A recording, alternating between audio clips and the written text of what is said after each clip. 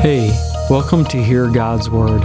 This is Michael Loinger. In this podcast, we study and dissect the Bible to better understand what it means and is trying to say. We'll cover theology and dig into the original meaning through language and word studies. We'll even discuss scientific and historical ties, but we'll always come back to the basics. There's so many layers to the Bible, and it's all important. So, if you want to hear what God has to say, then let's dive in. So we're continuing now with the story of Abram. He's been through quite a bit recently, and God just reconfirmed the promise that he would have children from his own body. And obviously it's going to have to be, the lady who's going to carry the actual child. But you get what I mean. He's going to plant the seed, and that seed's going to come from his body, and then it's going to grow.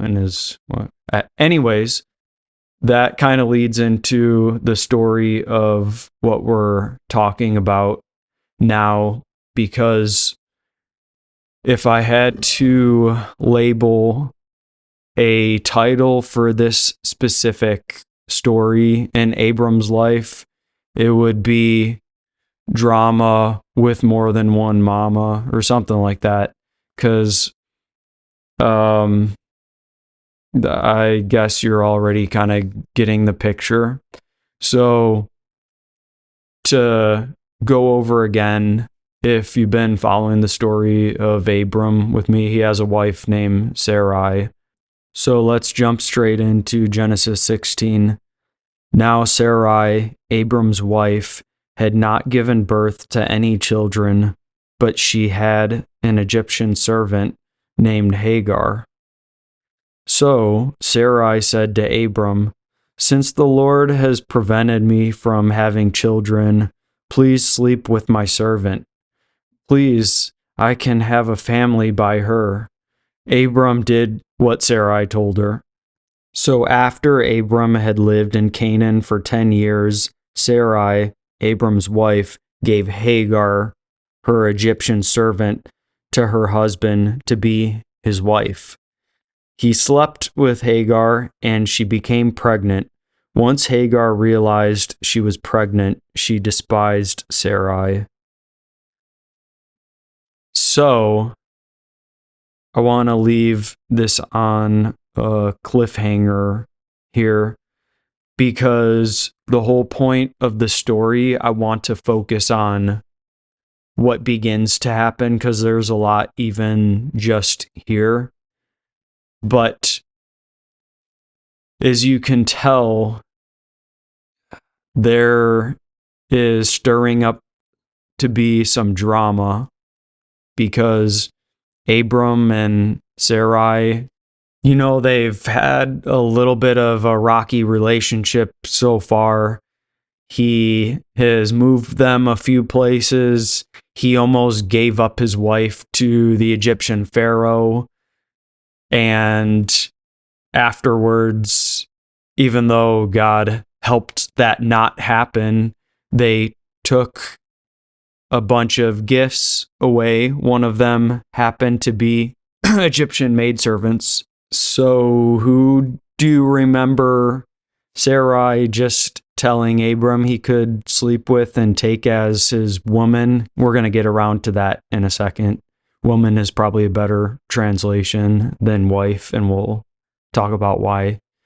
But it was an Egyptian maidservant, or as it says here in this version, just Egyptian servant.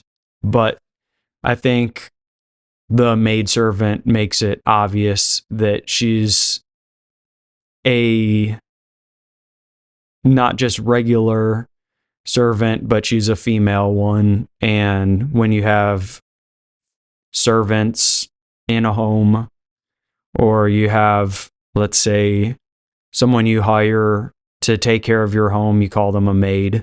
So that's why they call females maid servants in a lot of Bible translations. So I think that's about as good as we get with translating it. However, are you making this connection?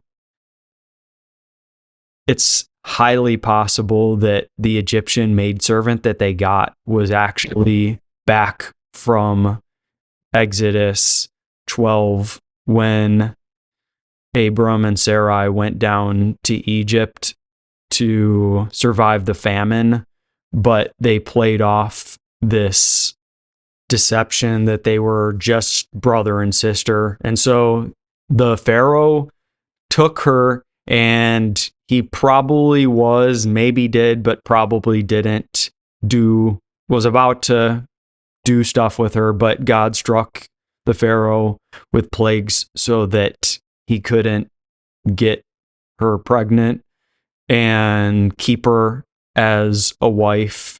And when he finds out that they were lying, he's like, just get out of here. You know what? I'll even give you some stuff so that you get out of our hair over here. I don't want to be plagued for life. Just go.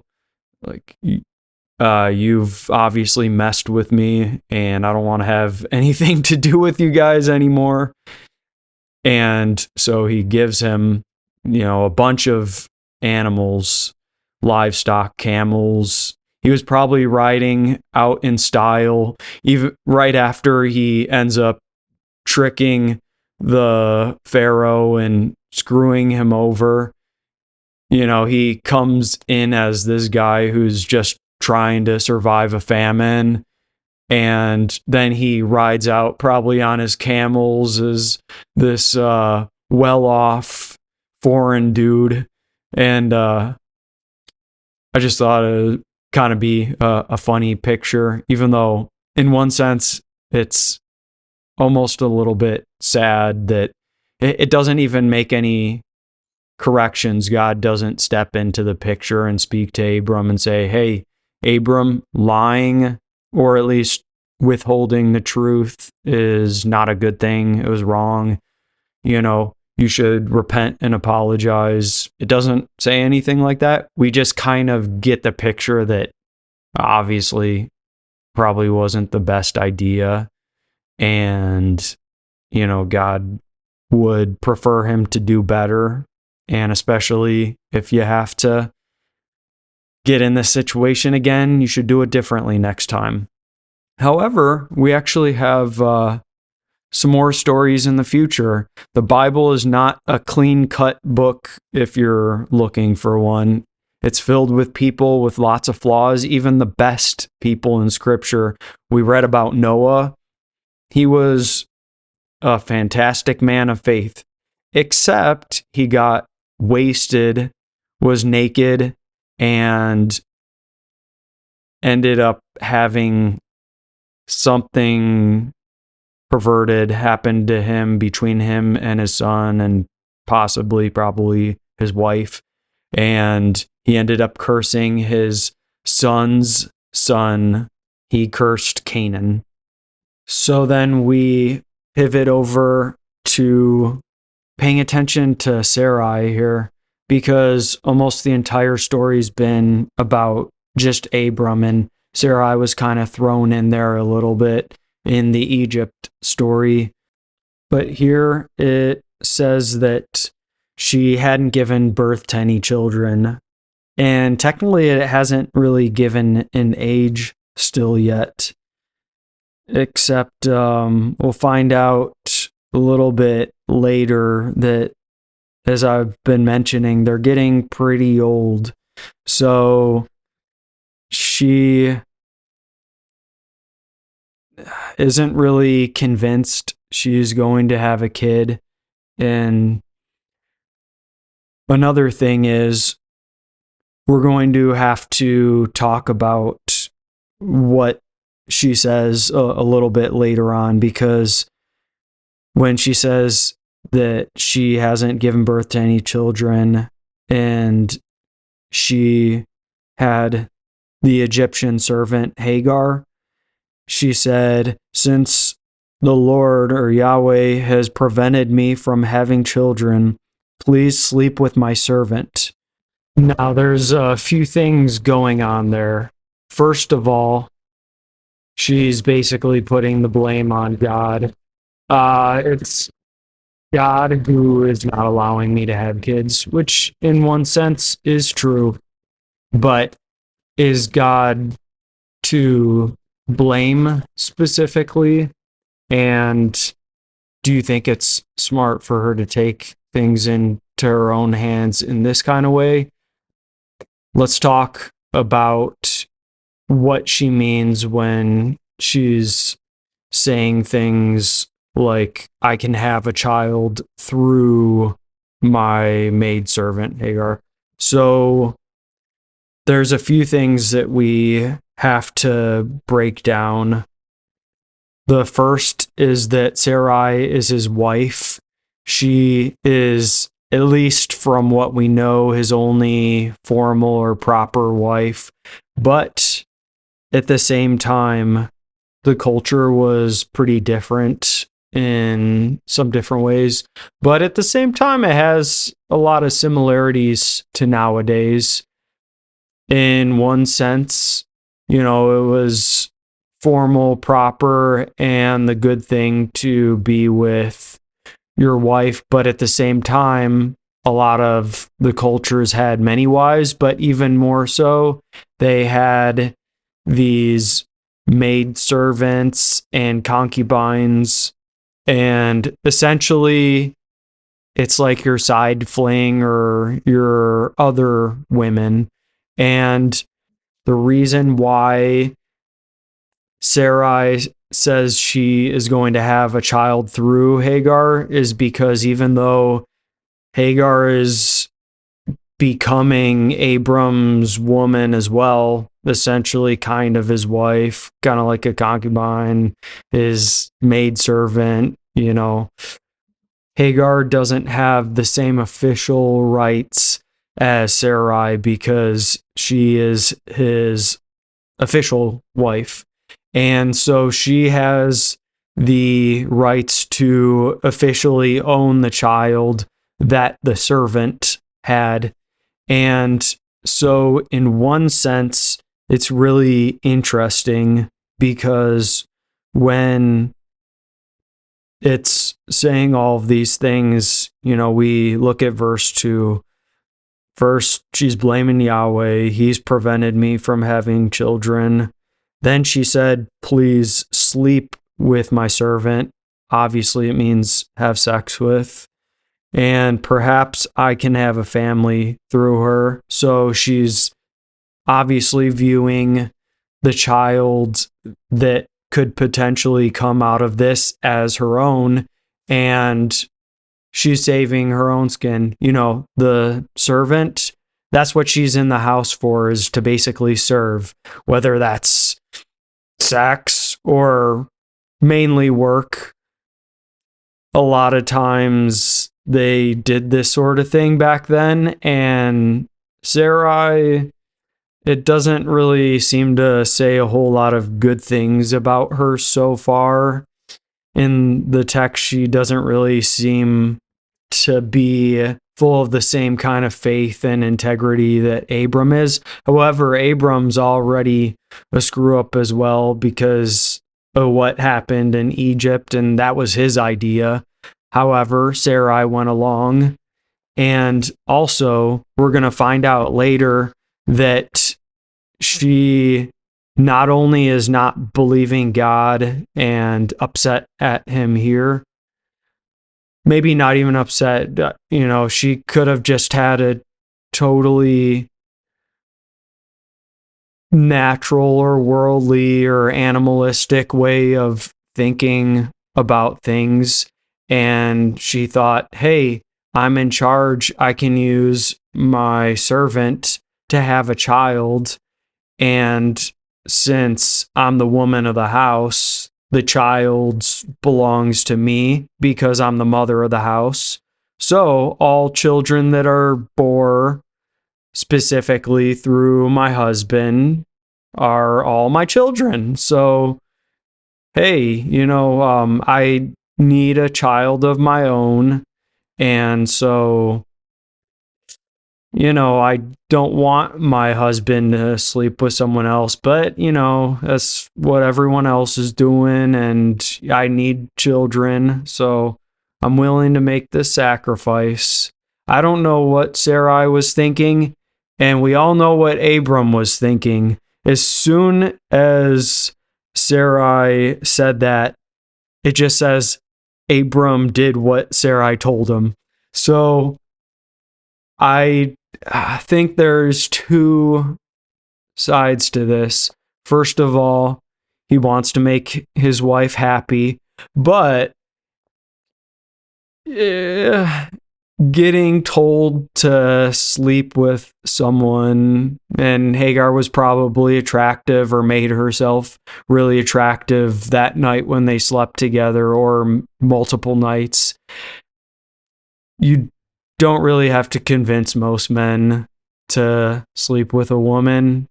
When you get asked to sleep with someone, I mean, especially as a typical guy, I'm sure Abram didn't feel too obliged to do so. So this is kind of a difficult thing because, in one sense, God isn't saying anything or interrupting the story. And in one sense, it's because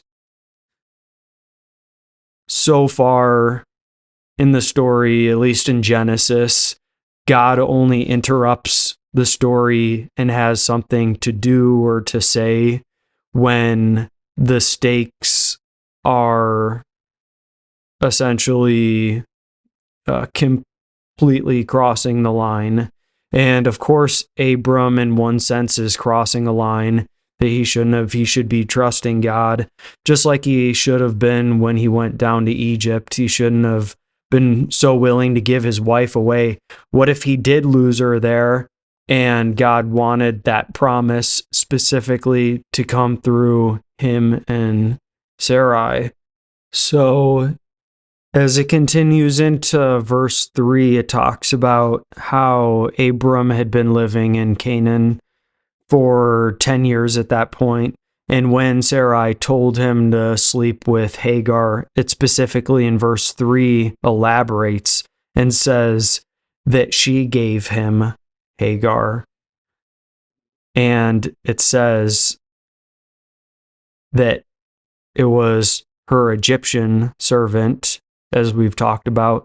And not only that, she said she gave her to her husband to be. In some translations, it says woman. In some, it says wife. And as I was saying, the word is indistinguishable. Kind of like if we only spoke slang and we're like, hey, this is my woman. Oh, are you married or not? Oh, yeah, we're married. Oh, then you ask someone else, oh, this is my woman. Oh, you guys are married? No, not yet. But we're engaged. And, in our culture, when we say this is my woman, you don't know if you're dating, if you're married. And it's essentially the same thing, especially when it's written in Hebrew. So, as I was talking about, in one sense, she does become his wife because he ends up solidifying a relationship with her through sexual bonds. And it's difficult because she's not her own person.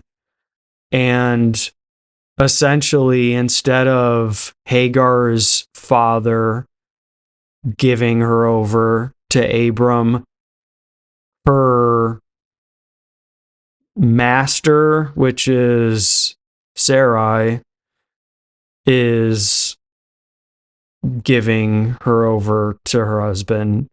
So it's weird, a little bit disgusting, and appalling. And Hagar doesn't really have a choice. In one sense, for Hagar, it's a huge upgrade. She is getting to sleep with the man of the house, and she's going to have a kid with him. That is huge for her. It could possibly boost her out of her servanthood and poverty. At the same time, like we were talking about, she's still not that top woman of the house. And so she doesn't get all of the same rights. And so that child, in one sense, kind of will, or it seems like, is going to go over to Sarai and belong to her. And so Hagar's child theoretically is going to become Sarai's. But if you've ever met a mother, you know that mothers, at least most, do not want to give up their child. And we also know that anyone who's ever tried being with multiple women, usually when those women come in contact, it's not very pleasant. And so we start getting into some big drama here. If you thought the Bible was just a clean cut, pure, and goody two shoes, nice kid story, this is a lot more of what we're going to be reading, especially through Genesis and even a little bit through Exodus. And as we go on, I mean, the whole Old Testament, for the most part, is just a bunch of stories of screw-ups who are trying to follow God. And so we can see here that Abram and Sarai, like, Abram is a man of faith. He does have exemplary characteristics and faith that's supposed to be emulated, and he is, in one sense, a hero and someone to look up to when it comes to the topic of faith. But not all of his stories are something we can take positive examples from, like deceiving people, not the best character trait. Sleeping with your wife's friend or servant or whatever, not a good idea. And so let's keep moving on. What did he do? Did Abram take the offer? Of course he did. He slept with Hagar and she became pregnant. Once Hagar realized she was pregnant, she despised Sarai. So here we have some of that conflict building up now. It says that she got pregnant, as we would guess. She's obviously not barren like Sarai, unfortunately.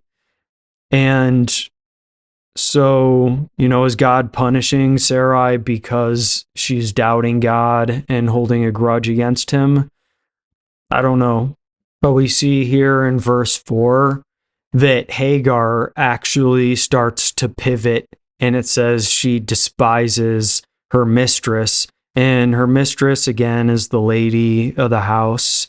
It's Sarai. So Hagar is beginning to despise Sarai. And let's break down exactly what that means, because obviously despising means to dislike and to show unapproval of. But when you break it down a little further and you take a look at what's happening in the story, what's actually going on. So some other definitions in Hebrew for the word is to basically make light of, or essentially, I think the best definition is to get petty with. Hagar started getting petty with Sarai, and she started to look lightly, like we were talking about. And she essentially saw that once she was pregnant, she began to gain a little bit of an upper hand. And maybe Abram started showing some favor. I mean, he just got this woman or servant or new kind of wife pregnant. And if she's beautiful, maybe he started showing favoritism towards her. And Sarai started feeling a little dejected, and Hagar started getting a little petty and prideful. I don't know what the situation was, but she finally had a chance to start rising up a little bit, and she was probably one of the top servants that Sarai had, and she probably spent her whole life breaking her back to serve her mistress. And so now that she's pregnant and she doesn't have to serve all the time because she's been a little bit elevated, she has the time and ability to start thinking a little more nasty, giving some glares and making comments to Sarai. Who knows what in the world was going on, and I'm sure that Sarai sparked a lot of that aggravation as well. And we're going to see that Sarai isn't any better. She is obviously despising her mistress and probably resenting and regretting her decision. And so this is a mess. And Abram is caught up in the middle, but it was also his fault because he agreed to it. And so, kind of like the story of Adam and Eve in the garden, Eve did and suggested eating the fruit at first, but she offered it to her man or her husband, and he joined in, no objections. And they obviously had a mess of a story, and there were consequences. And even though Genesis, like I've talked about many times, isn't a theological letter that God is trying to write to us, it's storytelling and narrative. And we're supposed to see the finer grains of morality and the lessons that God's trying to teach us within the story. And we can see that this story is not going smoothly. I mean, in one sense, God is working. He is giving a son. He's also helping Hagar, but then, no one is really doing good in the story. Sarai isn't doing good because she didn't have faith. She was doubting God and saying trash about him, and she gave her maid to her husband. Her husband wasn't any better because he's like, oh, if you say so, I'll have sex with the maid servant. Oh, I wouldn't want to impose. Okay, yeah, I'll do it for you, honey. I'm sorry for being sarcastic, but not really at the same time, because this is a crazy story. And then Hagar, after being a humble servant all these years, for who knows, maybe 10 years or so, it said that they were in Canaan for that long. So, that's probably how long she'd been there if they came from Egypt and went back to Canaan to live. So here she is now throwing a petty feud at her mistress. And it doesn't say exactly why, but there's a million reasons why she could, again. And So then, and in verse 5, it continues to go on. And Sarai has the guts to blame Abram. She said, "You did me dirty." Essentially, literally, she said, "You've brought this wrong on me." And when it says that, essentially, it uses the term for injustice or wrong or even like violent or malintent. And so basically, she's saying, like, you had bad motives with all this, but I'm sure Abram is like, whoa, whoa, whoa, you told me to do it. It was your idea. Why are you blaming me? And so this is just all sideways here. And she continued to go on saying that, she gave her into his embrace.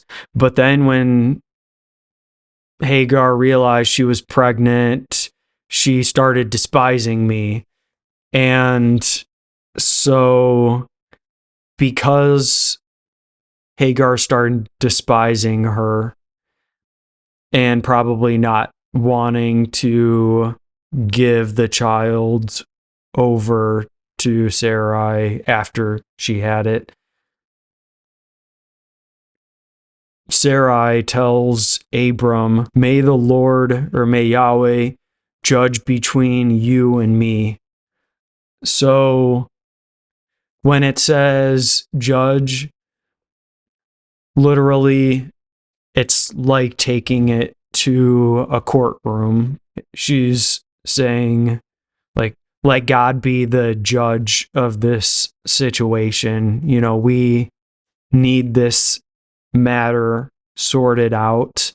This is supposed to be my child. I gave her for this reason, but now it doesn't seem like she's going to play fair and hold with the original agreement.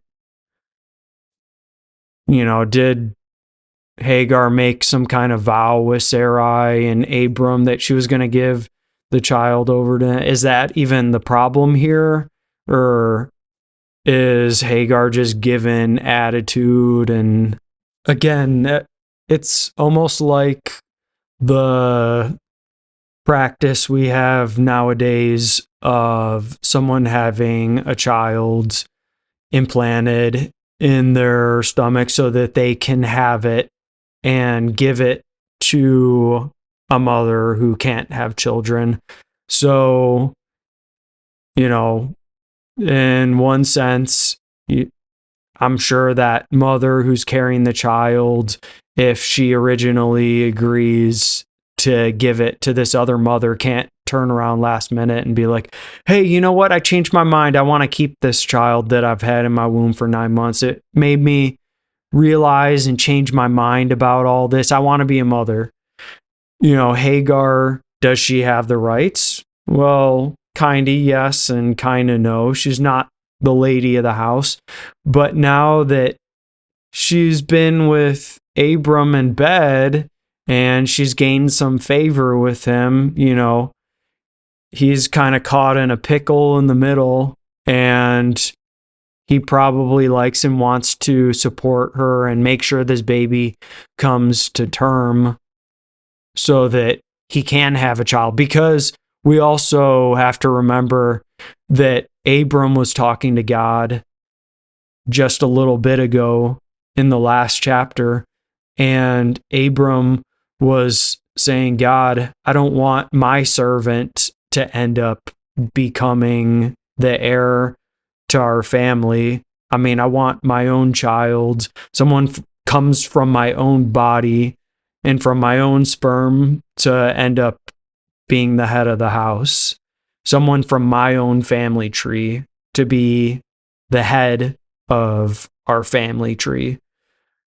And so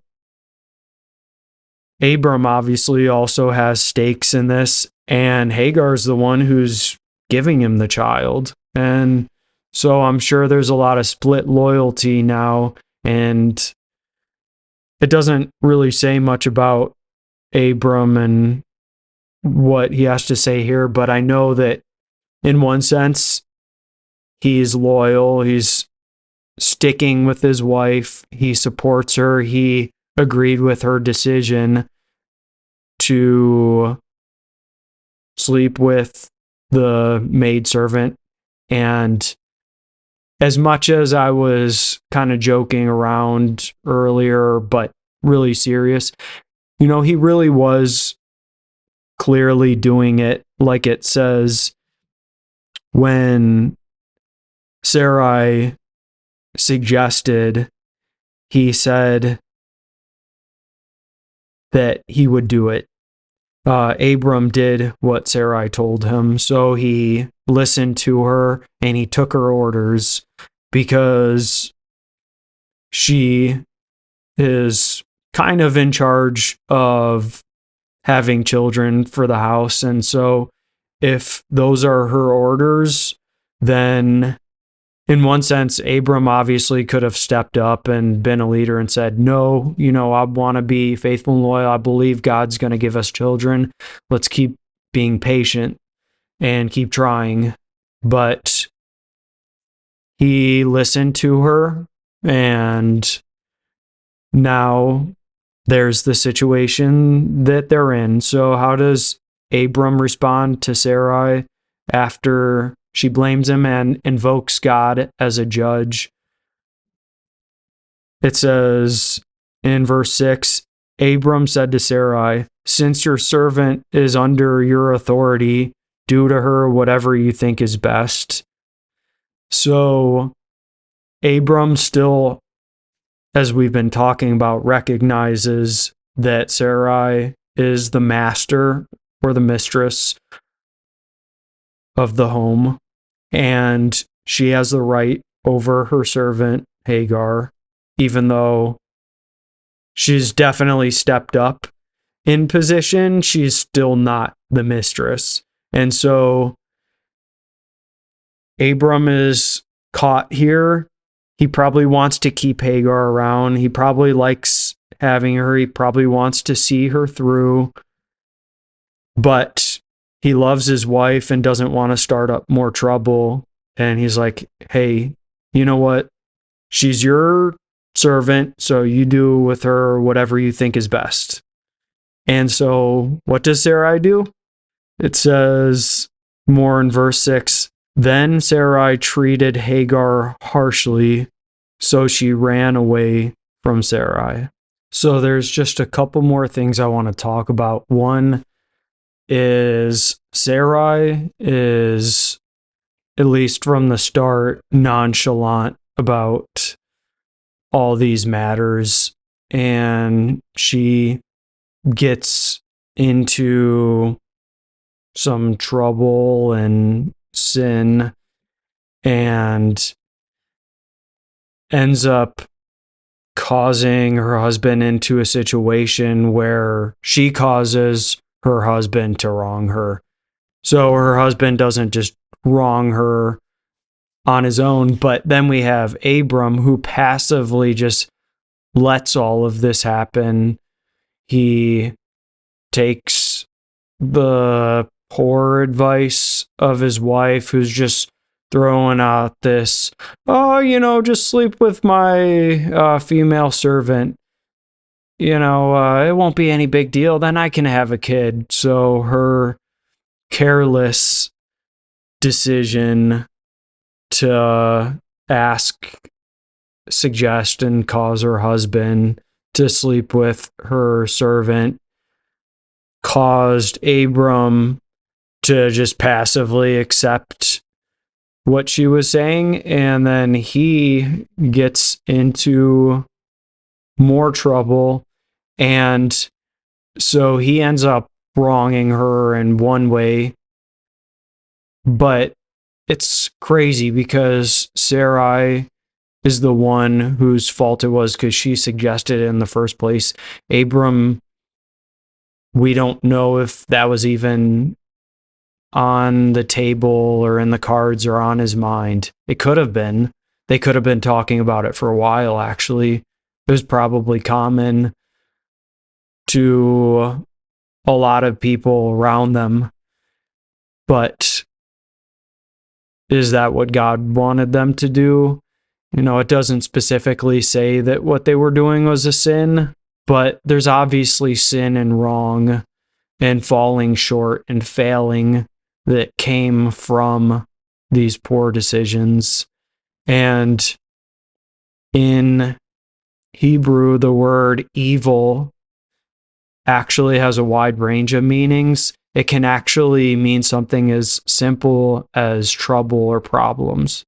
And there's obviously trouble stirring up here. So, in one sense, there is evil that is brewing, there is sin. And again, violation is what Sarai is calling out from her husband. She's not even accusing Hagar technically. She was getting upset and yelling at Abram as if it was all his fault. Although it was his fault, it was as much or more hers. And they're equally at fault in the matter because they both agreed to something, let me say, stupid. And God wanted and allowed this to happen. He didn't want them to do it this way, but he knew that they were going to. And he had a plan to make it end up working out, as we'll see eventually. And when I say eventually, it's going to take several chapters for all of this to finally start healing. And there isn't really any full-on resolution, you could say, but you see God working through the story despite their lack of trusting God and connecting with him. It doesn't seem that Sarai was even trying to ask God for his input. It doesn't seem like she's tried having any sort of faith so far. And we see later on in the New Testament that she is and was a woman of faith because she stuck alongside and did join in the faith of her husband, Abram. But right now she's not doing so hot. And she has her maid basically getting petty with her, and her maid's trying to gain an edge up on her now. And she's getting ticked off, and she's not having any of it. It says that she treated Hagar harshly. The word is afflicted, oppressed. So Hagar was a servant. She treated her harshly like a slave. And what was Hagar before? She was a servant in Egypt. And this is crazy when you check this out, but essentially, it's weird. The story of Hagar's life, we'll see, is one of oppression. She started out as a servant in life in her own home country. Or who knows, she might have been imported from somewhere else, but raised essentially as an Egyptian. But she was there from when she was young. Then she was given to Abram, so she became a servant or slave or bondservant or indentured servant or slave, whatever you want to call her, in Canaan to Abram. So she went from a servant of the Pharaoh to a servant of the family of Abram. And so she's been low status her entire life. She's been serving other people. She's, in one sense, been oppressed. And she's never gotten an opportunity to live a good life herself. And she's been given a better life than she probably would have had if she was just thrown on the streets. At least she's getting work. At least she has something to eat. She has a place to sleep. And so that is an upgrade back in those days. Being a unmarried woman was basically a death sentence because you were probably homeless, and especially if you didn't have any children, you didn't have anyone to provide for you anything, and you were screwed. And so, in one sense, she has a little bit of, I guess you could say, good things going for her. Especially in the Pharaoh's house, being a servant there is probably better than being a servant somewhere else. But at the same time, the standards and the oppression that she could have faced there, the affliction could have been really high. And then she's spending her last 10 years serving Abram, and she finally begins to cut a break. She gets upgraded in one way and gets to sleep with the man of the house. And she gets pregnant and she's about to have a kid with him. So she's finally beginning to look up, and she kind of probably lets it get to her head and thought that it would feel good to reverse the scales. Like, you know what, Sarai? I spent my whole life serving you, but you don't even have any kids. Your future is screwed, but hey, look at me. I'm pregnant. I'm going to have, your man's kid.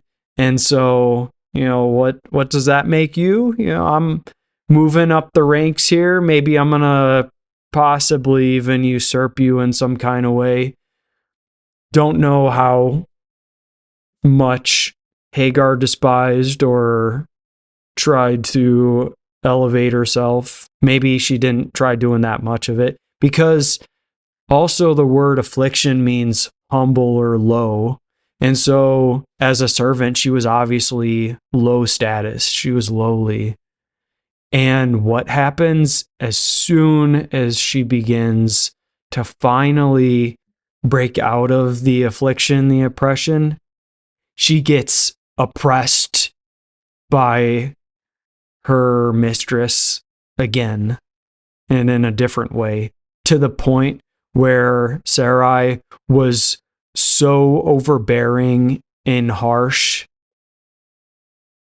and possibly threatening and violence towards Hagar that Hagar felt like there was no other choice but to run away. And that's what it says that she did. She ran away. And so we'll see more of what happens, because there is a crazy story that is just about to come. And we'll see, does God approve of any of this? Is he going to talk to Abram and Sarai like, hey, you know what? You guys did a horrible thing by originally causing this conflict. But you know what? You did a good job by kicking her out of the house. Get back to trying to have kids. Or was God upset at the way that Sarai is treating Hagar? I think as a combination of everything, I think God was upset that they made the original decision to have the kid with Abram and Hagar. But then God was, disappointed not only in Abram for agreeing, Sarai for suggesting it. Hagar was kind of just caught up in this cycle of oppression, and she never really had much choice. If her boss is telling her to sleep with him, do you think she has much of a choice? In one sense, she also technically did, but at the same time, if her mistress is making her, she didn't even have a choice. So she got forced into this thing, even though it was helpful for her. It ended up being the very opposite curse of what everyone was trying to go for. It wasn't what Sarai wanted, because now she had a petty servant. It wasn't what Abram wanted, because he's caught in the middle of these two women now. And it wasn't what Hagar wanted, because she finally was getting an opportunity to move up a little bit in the family ranks. And now the hammers come down even harder than it was when she was just a regular servant. But first, I want to play a clip from a YouTube podcast by Justin Koo, and it's from his Genesis series on a series called The Move. And so here that episode is. In my mind, that's the picture with Abram. It's like, no, I shouldn't do that. Oh, okay, I guess you've convinced me now. This is just such a bizarre thing. I'm sure there's a lot here that's happening culturally that is so different from the Western world, but I can't just think of how weird this story strikes me at a first read. It is not. I mean, you're on it. I think it's weird. It's difficult to see where Abraham was personally with it. But I think a beautiful thing is that the narrator of Genesis is doing his best to kind of like implicitly and explicitly show the disapproval of this decision and show the vindication of the person who is mostly affected in this narrative, which is Hagar. Hagar is really the one who's affected here the most. And this is not like, it's not just Sarai being, creative. This is just, it literally is culturally accepted. So there's this ancient place called Nutsi where they found thousands of tablets, clay tablets. And a lot of those tablets have all these laws and customs that come from the patriarchal time, right? So about 2000 BC, right? The 21st century before Christ, right? And here we are, 21st century after Christ. So like this massive time frame. Long time ago. Yeah.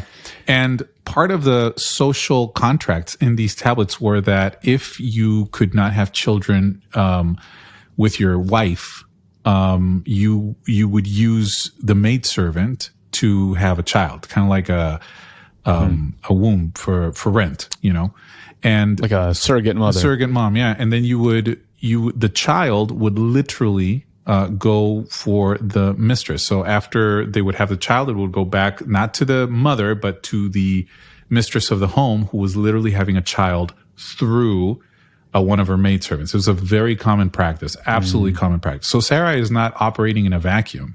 The other thing also to consider is that Sarah and Abram are not Christians, right? Like sometimes we miss that point, is that Sarah and Abram are not Christians. Yeah. They're not Adventists. So they don't have the puritanical background and all the purity culture influencing the way that they live their life and the sexual ethic and all of that kind of thing. They're not Christians. They're not Jews.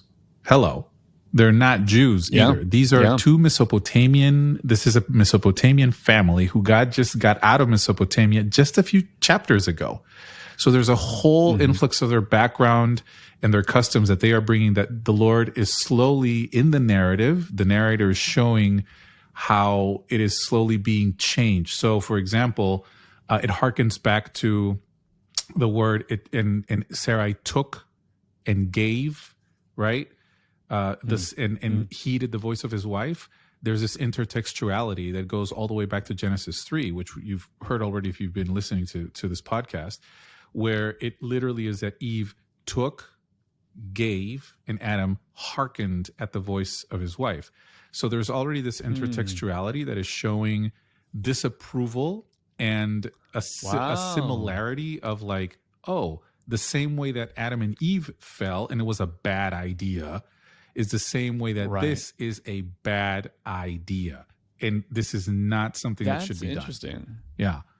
So it's the same phrase. That's good because, I remember watching a YouTube clip a number of years ago and, what your opinions are you or the listeners on things like the traditional sexual ethic or whatever, like put that to the side. I remember watching a YouTube video talking about the quote unquote biblical definition of marriage. And it was meant to attack the idea that biblically speaking, marriage has always been one man, one woman for life. And then they cite stories like this, where it's like, well, actually, technically on a quote unquote biblical description, you have this polygamous kind of relationship that's taking place. And what you're saying is it's the way that the story is being told, they're not treating this instance of polygamy neutrally. No. It's certainly not being spoken of favorably, and we can just see the effects of it. It causes massive havoc. But you're actually saying that linguistically it's connected to the fall in the same way that the fall wreaked so much havoc and pain and sorrow. We're seeing that like there's elements here where it's tying it back to that original story, which I found absolutely interesting. In researching this, actually, I wasn't even researching. In shooting a previous episode of The Move, Jonathan pointed something out to me that was really like kind of mind blowing. The episode where we talked about how Abram traded his wife for a bunch of donkeys, and then he talks about all the other things that he received as like a blessing or a payment for his wife. Some of the things that were mentioned were actually male servants and female servants from Egypt. And so one of the questions that someone might approach the text is like, well, hold on a second. Like I get where Sarai and Abram, like they're together, they're married. Where does this person come from? And it actually comes from the poor choices that Abram made several chapters ago. And now we're seeing kind of like this, I don't know if it's this what comes around goes around, you reap what you sow kind of effect. Like he's now suffering in the sense that it's leading to more poor choices. It's sort of a continuation. So it's not just a hearkening back to Genesis 3, but it's the fact that throughout the narrative, Hagar is never referred to as Abram's wife. She's always referred to as Sarah's maidservant. And so it's never one of these like, oh, okay, no, it's like she's always Sarah's maidservant. And even when when the strife happens in the text, she says that she grew proud because she was the one that was pregnant now and not her mistress. So Hagar here is kind of like breaking the social understanding of like, that's not how this is going to work. Right. And because of that strife, it goes back to Abram, where Sarah is like, this is your fault. And Abram's like, I'm stepping back out of this one. You do what you need to do, right? And he again abdicates his responsibility, I guess, in a ways. But it really is a strife between Sarai and her maidservant. Hey, I'm so glad you guys could join for today's podcast. I hope things clicked for you and that you're able to better understand God's word. Jesus said, "Whoever has ears to hear, let them hear." So keep on listening to what God has to say, and I'll see you guys next time. God bless.